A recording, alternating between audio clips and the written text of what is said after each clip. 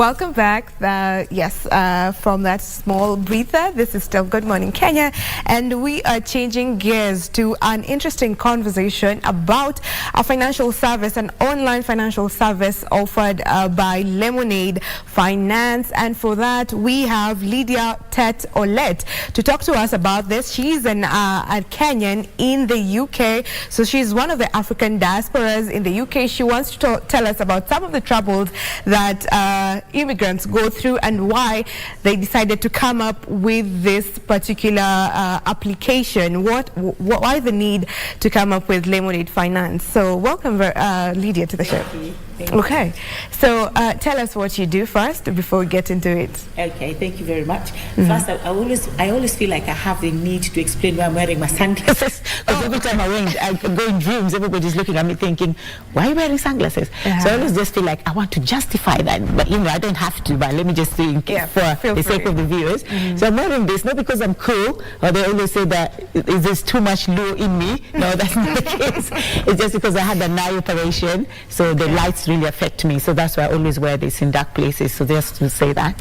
And like you rightfully said, my name is Lydia Tett Olet, and I am a Kenyan, but I live in the UK. So I'm an entrepreneur, I always say, but I'm also a mother. I always start with I'm a mother because that is that's the hardest job, responsibility, anything that it's not like any other job. Because a job you can say, oh, I'm fed up today and go home, I don't want to do it. But as a mother, there's no breaks. There's no time out. You can't give up. You can't give up, So I'm a mother of 3 beautiful girls. Okay. And I'm also an entrepreneur and I'm a philanthropist. So I do a lot of different. If anybody comes to me with a problem, I always try. Of course, I ask God to help me execute it, but I always try to find a solution to it. So because of that, a lot of people have trusted my brand. And they always come to me and say, oh, can you help us advertise this? Can you help us market this? Can you help us work this out?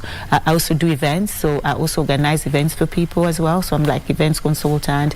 I'm an MC, I'm a host. I have every Wednesday, I have my studio in the UK that I do shows. And I'm also an insurance consultant. And when people hear insurance, they don't want to hear it. Like, come on, you guys, let's take life insurance. No, we don't want to die. Please don't tell us about life insurance. No, please, that's abomination. And that, so I do quite a lot of things, but in a nutshell, I'll say I'm an entrepreneur and a philanthropist. Okay, welcome. How are you finding Kenya after a long time? Oh God, I love it. I love Kenya so much. The food, the people, the weather first. The weather mostly. The weather mostly. Because right now in the UK, it's actually snowing. When I left, the snow was like this. I opened my door and the snow is like this. So I'm so happy that I'm here. The sun, the weather, nice. Yes. Okay, welcome back. Thank you. So we want to know about some of the struggles that Kenyans in diaspora usually face, and I believe that is one of the reasons that led to this particular application for the Africans in diaspora. So what are some of the challenges? Because when you have a Kenyan working in the UK, I mean, you imagine that they're having the best life that there's, that there is, and you expect them to be sending money to you. So what are some of the challenges?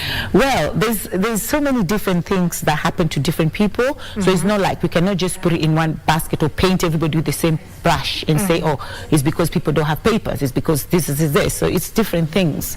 But the most common thing with almost everybody is loneliness. Is the fact that you're so lonely. You either go to work and mosque, work to church, work to those people who go clubbing probably, and clubbing is not like something you can do every day. Tomorrow you have to wake up and go to work, or you have a family to look after.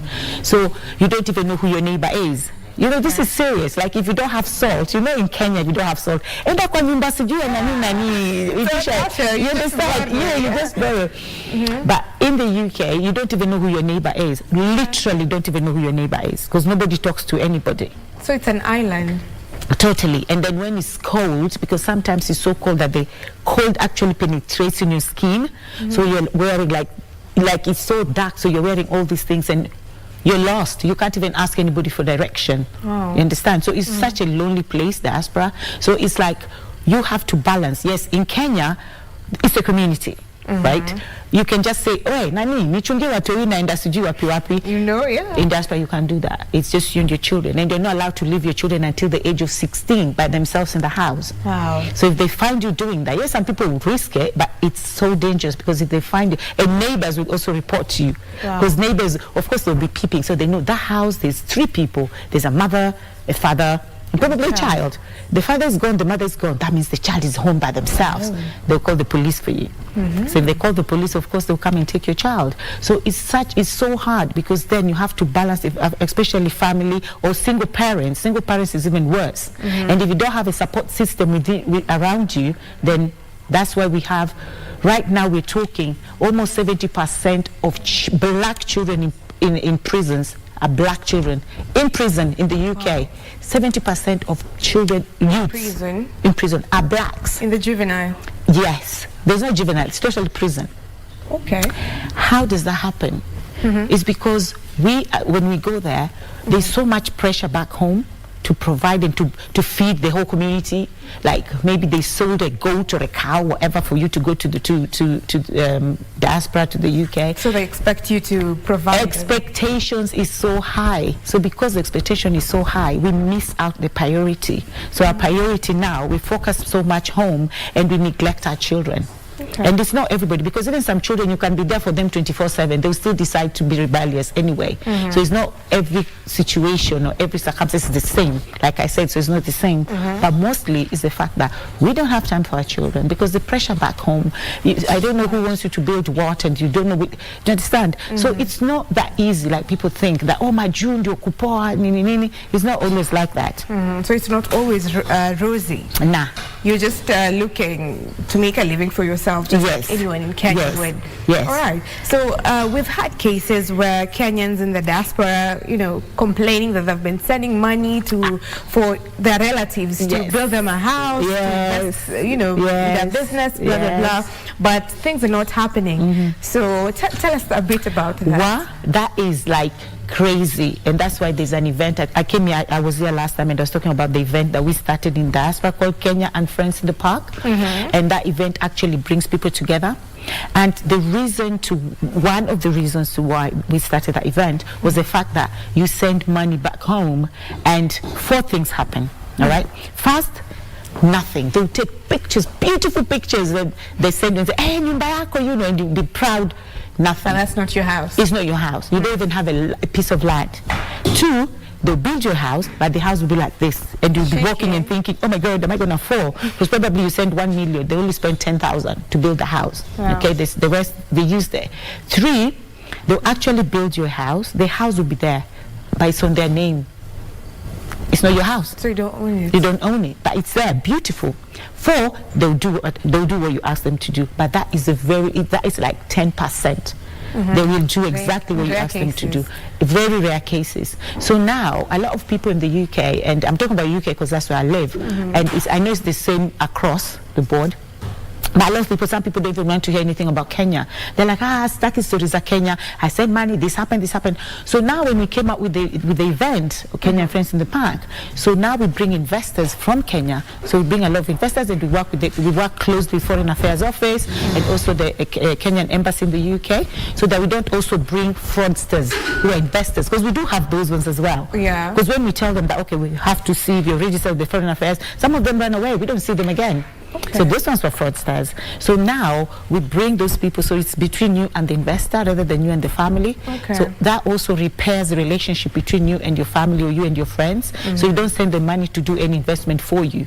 We just send the money for them to spend. So but that is big. That is big. The money aspect of fraud, 100%. It's big. We've had a lot of complaints on that. At least there's now Kenyans and Friends in the Park. Kenyans and Friends in the Park. Yeah. So why do you see the need to come up with Lemonade Finance? What was it? Because I know it's a solution to a problem that has been affecting Africans in the diaspora, not just Kenyans. So tell us a little bit about that. Okay, we do have a lot of apps that people can use to send money, okay? But the reason why Lemonade Finance now came up is because we now found out that there's a lot of Kenyans as well, talking about Kenyan, a lot of Kenyans as well who don't have M-Pesa. Because with M-Pesa there's a wallet. So personally, I have M-Pesa, so there's a wallet. So Lemonade Finance, yes, it's nice because the rates are high, but it's not going to really help me so much if I think, oh, I have a M-Pesa wallet, I want to put my money there. So that's fine. But we have a lot of people who don't have wallets. A lot of people who don't have the wallets because they don't have the M-Pesa.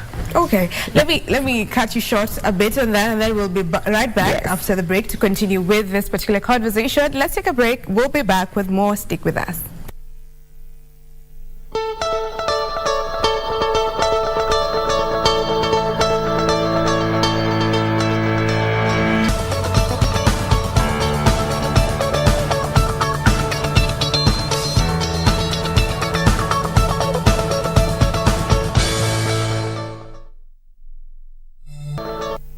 Welcome back. Thank you for staying with us. This is still Good Morning Kenya, and we are talking about an African, if I can put it like that, an African online financial service that enables international money transfers. This is the Lemonade Finance, and for that we have Lydia Tett to explain to us how it works and the need for it. So before we took a break, you were explaining something to us. Yeah, so I was talking about the wallet. The reason why we saw that it's different from other apps and it's necessary for us to have it was the fact that we do have a lot of Kenyans who don't have M-Pesa. So and the reason why, the good thing or the difference with Lemonade is the fact that we have a wallet. So when the rates are high, you can actually send your money to your wallet and let it stay there until there's a need for you to use the money to send it to home or pay for whatever you want to pay for. So sometimes the rates are 155, like now it's the highest right now, it's 155. Some apps are 151, 150. So at this time you take all your money, put it in your wallet, and then now when the rates go down and it's now like 150, 148, you can actually now send that money because now it's saved in your wallet. So you can even have 1 million saved in your wallet and you don't spend it. Same thing as M-Pesa. But also the difference with M-Pesa, there is a cap how much you can put. I think it's 200 and something that you can put in your wallet. Yes, but with Lemonade Finance, there's no cap either. You can just put as much money as you want in your wallet, and then when now you want to spend it, when you want to use it, then you can use it. And it's so efficient and it's fast as well. And a lot of people like that fact that they have a wallet if they don't have M-Pesa. So that's the magic out it. So that is the difference, so the uniqueness from the other applications that are there, like World Remit and Western Union and PayPal and the others. In fact, things like PayPal or Western Union, those doesn't really serve us because it doesn't serve the purpose, because you have to go to a particular shop for that. So those ones, people don't use them anymore because you have to go. But now everything is digital. So I'm in my room and my mom say, oh, I need money, blah, blah, blah. So just go straight and send the money. Okay. So with Lemonade Finance, if my mom was to say, I need money, because they always do, you know, parents, right? They're always entitled, send me money. So if the rates are really low and I'm thinking, wow, okay, I can just go to my Lemonade Finance wallet and send money straight to my mom. Now Western Union, that means I have to get out of the house, drive or walk or whatever. It is not logical. Okay, but we have the other one. Yeah, we have other ones like World Remit. We have other ones which I don't want to actually name them. Okay. But the rates are really low. And Lemonade Finance, the rate is really high. And also, you have you have zero cost. Yes, it's totally zero cost when you're sending.